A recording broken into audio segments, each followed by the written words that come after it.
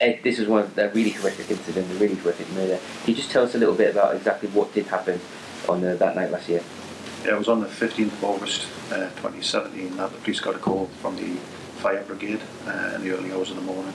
They had been called to a burning car on Success Road in Shiny Road.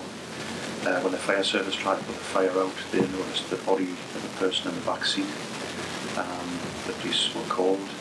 They identified who would believe that person was on the back seat, and through identifying the vehicle and some paperwork and documentation that were found at the scene, a number of actions were set away to try and establish who it was and what had happened. The early investigation sort of led us to the fact that there had been some withdrawals made from the person's bank account, and that was, as we know, Quyen's bank account. Obviously from there the investigation identified CCTV, which led us to a vehicle and led us to the door of Stephen Unwin, who lived a short distance away where the vehicle was found. Because of what we knew and the circumstances we had, Stephen Unwin was arrested. At the time of his arrest, he was in company with William John McFall, and based on what he told us, he was also arrested for murder. They were interviewed over a number of days. They denied the offence throughout.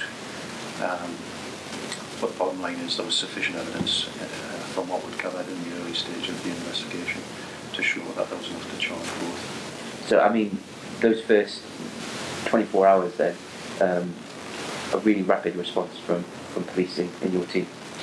I mean, it was kind of the early hours, probably 1 o'clock in the morning, when the fire service called the police. Mark Ward was the senior investigating officer called out, he set about a number of actions, but very early on there was a large number of officers allocated to the investigation.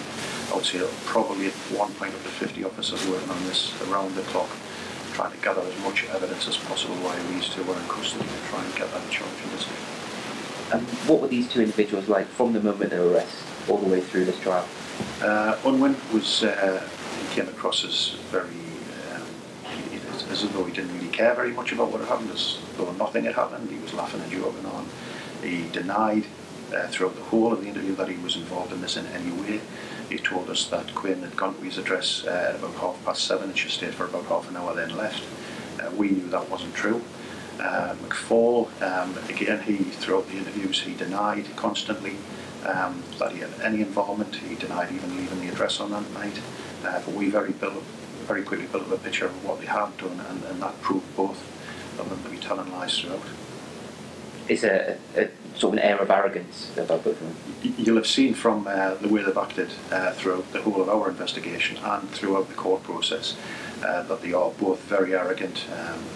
They're clearly two very violent men who have no consideration for human life. If you look at what they've done previously, you know, they target vulnerable victims, they're violent towards those people just to get what they want.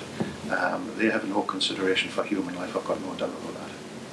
Touching upon Quyen then, who's obviously the victim in this whole thing, can you tell us a little bit about her and what she was like? Yeah, Quyen was a young, healthy, fit mother of two young children. She lived in Killingworth with her sister. She worked in a nail bar with her sister. She came to the country in 2010 as a student. She worked within the local area. She was part of the local community.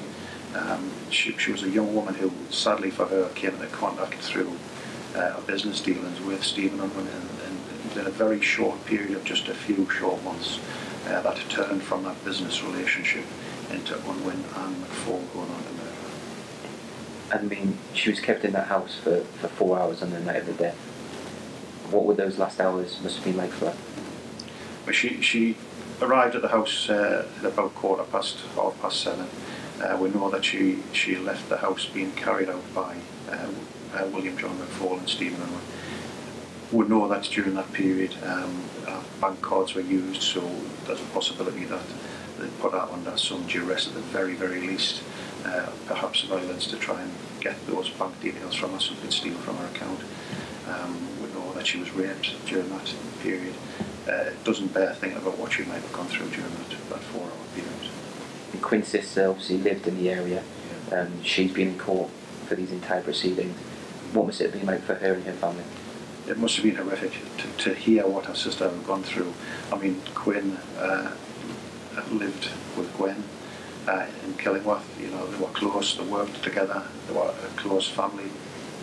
Quyen's parents are still in Vietnam.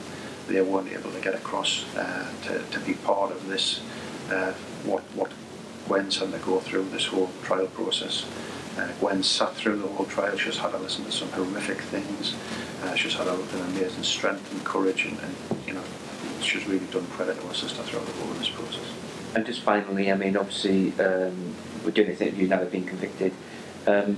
What's your views, your thoughts on the fact that these men might now face the rest of their life behind bars? I think when you think of what they've done throughout their life, you know, they've done wrong. They've gone to prison. They were given another chance to rebuild their lives. They've gone on to harm other people. They've targeted vulnerable people throughout. They've chosen their targets very wisely, and they've taken what they wanted from them without any consideration for them or anyone else. And then they've gone about their business as if nothing's happened. I think the decision today is the right one. We just want to thank the family for all of their support and effort they put in, and thank the local community for the help that they have given us, and also thank the officers involved in the investigation. Have done a great job, and hopefully it'll keep these two where they belong. Thank you very much for your time, I appreciate it.